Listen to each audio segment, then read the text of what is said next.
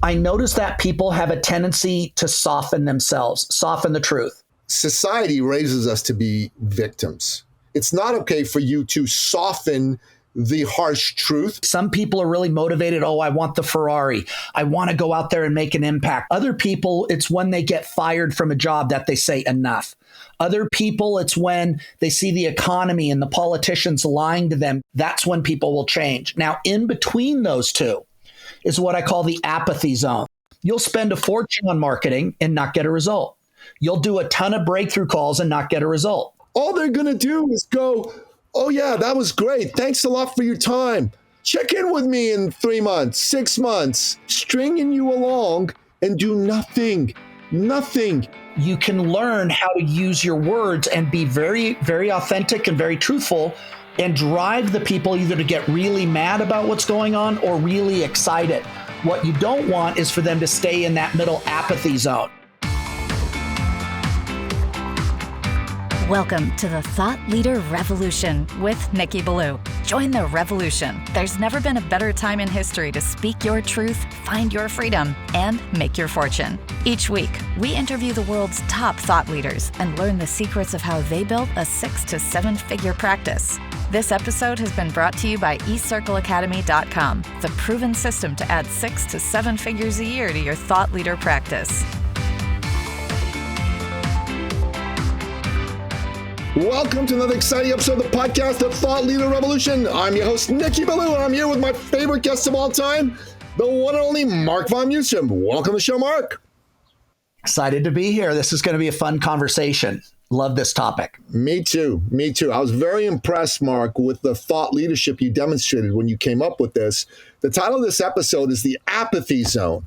And it's based on some brilliant thought leadership created by none other than the legendary Mark von Musum. Mark, talk to us. What is the apathy zone and why do people in our industry need to be vigilant about it? So it gets back to the psychology of human behavior and how humans make decisions to change. And what you'll find is that people fall into two different categories. That when they get fed up enough, when they're angry enough, they might change. When they're excited about a dream, they might change. So those are your two extremes in terms of what it takes for somebody. Some people are really motivated. Oh, I want the Ferrari. I want to go out there and make an impact. I want to have that. Other people, it's when they get fired from a job that they say enough. Other people, it's when they see the economy and the politicians lying to them, gaslighting and pretending that inflation isn't 30, 40%. But your bills have gone up 30, 40%, and you're told that you're an idiot because that. But when you get angry enough, that's when people will change. Now, in between those two is what I call the apathy zone. That's where it's not bad enough to change. That's where, yeah, it's not that bad, but, I got to go do something else. And that's a danger zone. And this apathy zone is also how people market. They're trying to white bread mayonnaise market, which is in the middle zone where instead of saying what's really going on, they're kind of talking generic terms. Generic like, are you struggling? It's not struggle that you want to talk about. It's like, are you sick and tired of being abused by your leaders? And so what happens, though, is even in marketing, even in a breakthrough call, people are white bread mayonnaising the conversation. And so what that means, if you don't understand the apathy zone, you'll spend a fortune on marketing and not get a result. You'll do a ton of breakthrough calls and not get a result. And so once you understand this, you can learn how to use your words and be very, very authentic and very truthful and drive the people either to get really mad about what's going on or really excited. What you don't want is for them to stay in that middle apathy zone. And that is a huge reason why businesses are not thriving, because they're trying to please everyone. And in reality, they please no one. That's brilliant. And when I heard you describe this continuum for the first time, I was blown away by how brilliant it was. Because if people are either mad about their situation or excited about the future, they are motivated to act. But if people are in that apathetic zone, I should do something about it someday, they're not motivated to do squat. All they're going to do Right. is go, oh, yeah, that was great. Thanks a lot for your time. Yeah, check in with me in 3 months, 6 months. And then they'll just keep stringing you along and do nothing. Nothing. That's right. You get someone stuck in that apathy zone, man, your sale is dead. Your sale is dead. And Mark, you always say this, right? If you don't have sales, you don't have a business, you have a hobby, right? Right. So Yep. the apathy zone is a sales killer, and that means it's a business killer, right? Very much. It also is an opportunity. And so one of the things that I realized when I would be on a call, if I'm on a call to find out whether or not somebody could use my help, I want to find out what's working, what's not. Right. And a lot of times people will go, oh, well, it's okay. You know, everything's going good. Everything's okay. You know, well, I'm getting a couple of sales and I'm kind of here. And if the conversation never evolves beyond that, you're wasting both of each other's time. Now, what happens if you think about a scale, to simplify this down for people listening, imagine a scale, a hot button, a boiling point, right? And on here is 1 through 10. Now, the numbers 1, 2, and 3 are progressive levels, meaning 1 is the hottest, most angry a person can get. 2 is the next closest. 3 is really pissed off enough to change. Then you go into the middle zone, which is the apathy zone, the 4, 5, and 6. It's bad, but you know what? I got to keep doing what I'm doing. It's bad, but it's not that bad. I got some good things too.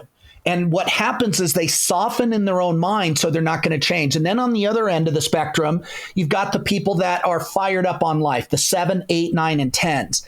And they are fired up for life. They're excited about the opportunity. This is a lot of the immigrants, by the way. Yeah. Immigrants come from other countries. They're excited. They know what real pain's like. They know what it's like to go 3 days without food. Okay, so they're pissed off about that, and they're excited. That is a very powerful human being when they can tap into both of those.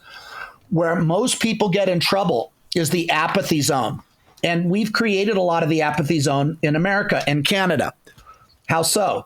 Well, at worst, you get welfare. You get food stamps. You get things that allow you to kind of continue instead of being starving. And then you can get more EBT. And then the other ones is that they're lowering the laws. They're dropping the laws.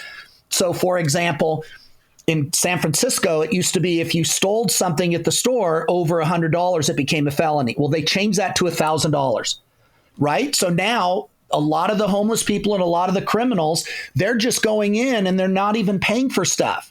You're seeing it all over the place. So what's happened, instead of them really looking in the mirror and saying, I want more, they've now created a bigger apathy zone. People can get, okay, $50,000, $60,000, $70,000 between food stamps, and that's enough to keep you in victim mode, bitch mode, instead of getting hungry or excited.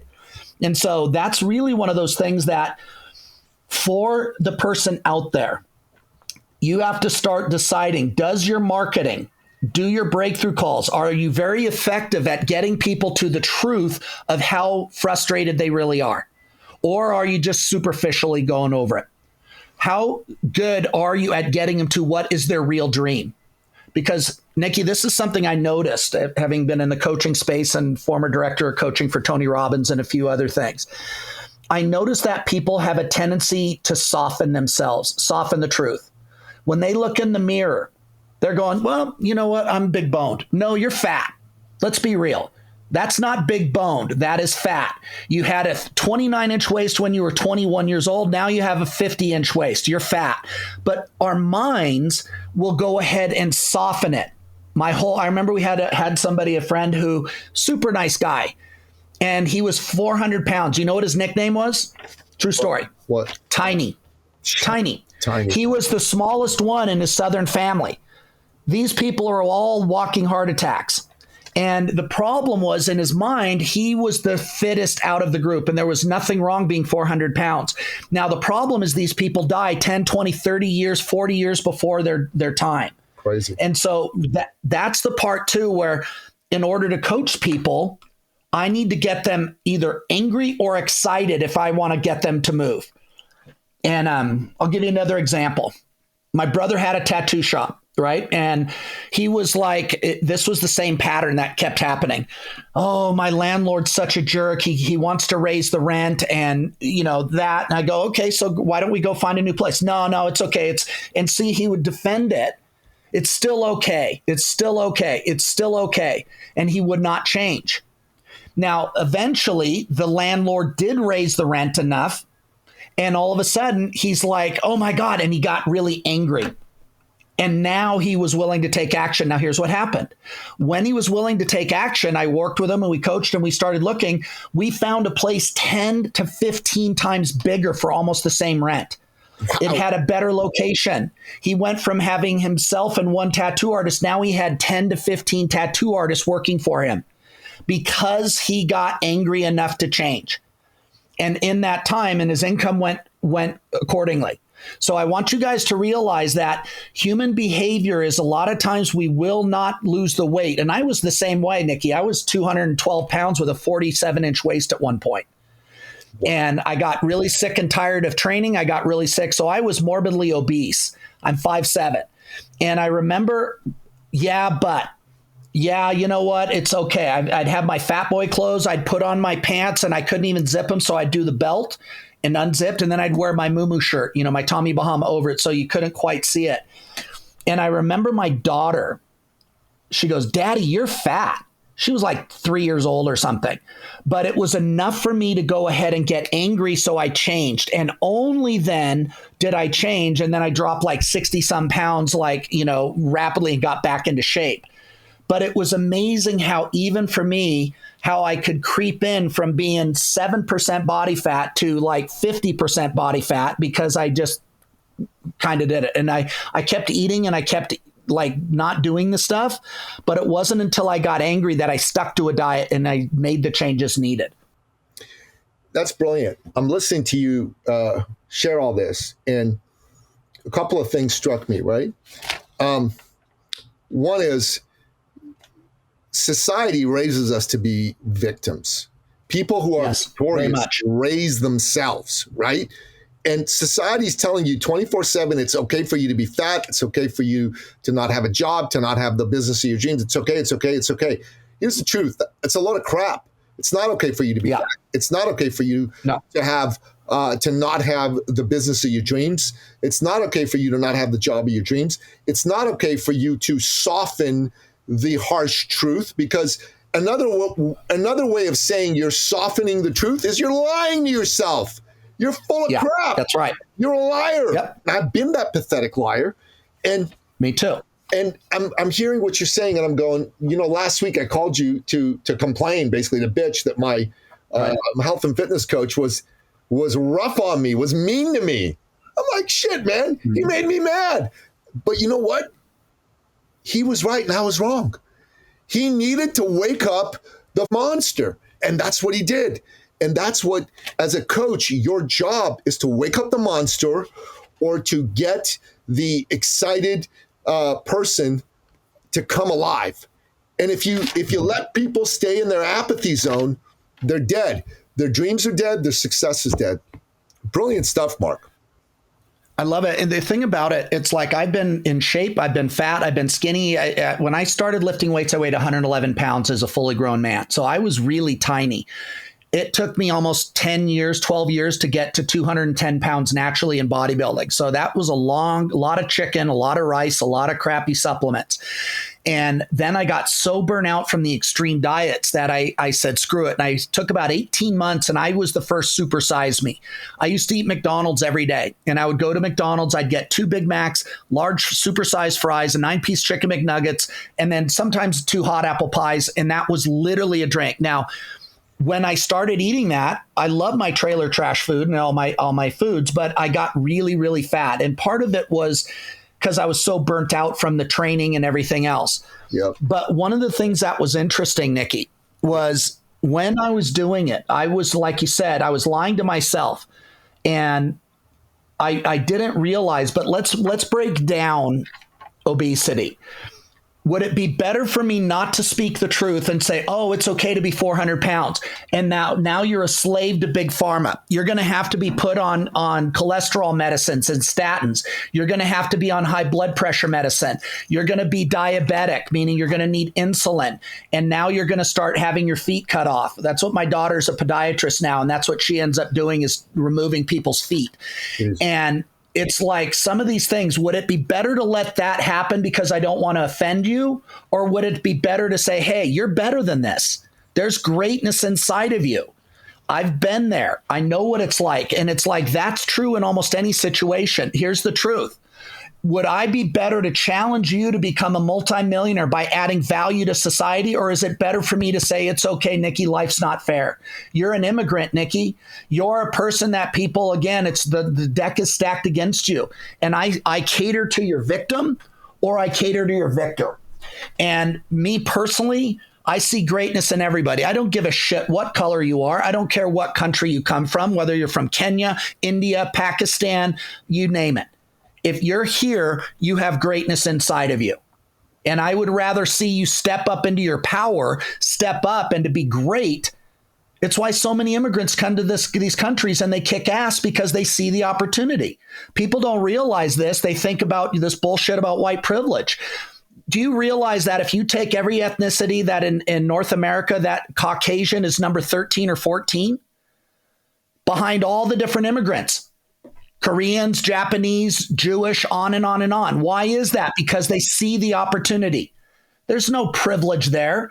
And so the reality is, if you want to get after it and kick ass and dump your victim story and step up and do it, I don't care if you're black, you might have to work harder. I don't care if you're Mexican, you might have to work harder. I don't care if you're short and ugly. You can still do it if you're willing to work harder. You think Mark Zuckerberg got there because he was white?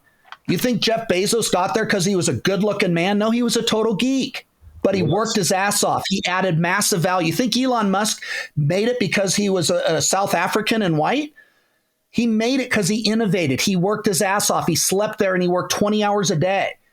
But people forget that because the victim is so tasty, and you don't have to do anything to be a victim. No, and so I would rather challenge people to claim their greatness.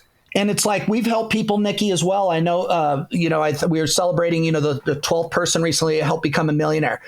Yeah. It's amazing to me. We've helped people that can barely speak English and they become millionaires. You don't think it's harder for somebody with a heavy Chinese accent that you can barely understand? No, they're going to have to work harder. That's the truth. But if they do that, they can overcome everything. And again, I would rather have that conversation. I've had some people get really mad at me, and they're millionaires today because they listen. So get them mad, get them excited, but don't let them sit in that middle safety zone, that comfort zone, that apathy zone. That's where you're in danger. Amen. So, Mark, we're wrapping this up now. And this is one of the most important episodes you and I have ever done. This concept of the apathy zone is absolutely brilliant. We're going to map this out and put it into some thought leadership, intellectual property formats that people can consume easily.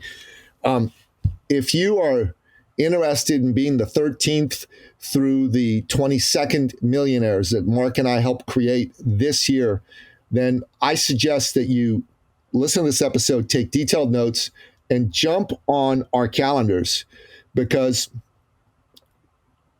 the time is now. You're either angry that you're not where you should be, you're excited about where you could be, or you're apathetic and you don't really care. Don't be apathetic. Don't be a victim. Stop tolerating BS and start being the best version of yourself. And the way to do that is jump on our calendar. Mark, great having you on the show, man. Thanks. It's great to be here. And everybody listening, guys, there's a level of greatness with you. Nikki talked about don't tolerate, and I couldn't agree more. When you get on an airplane, are you justifying, well, coach class, cattle class is the same as first class? Do you say we're both going to the same spot? When you go to a hotel, are you getting the best rate, or are you getting a suite? When you go out to dinner, are you getting your dream meal, or are you picking the one that you can afford? Because my belief, if you're willing to make some changes, you deserve it all. And something magical happens when you step up to that. And you got to realize that the danger zone is the comfort zone, that apathy zone. You got to get beyond it. life gets way better when you start living a first-class life. And in order to do that, you either need to get mad and realize that there's another level, or get excited, because both will work. Amen. Amen. And that's a wrap. This episode has been brought to you by eCircleAcademy.com, the proven system to add 6 to 7 figures a year to your thought leader practice.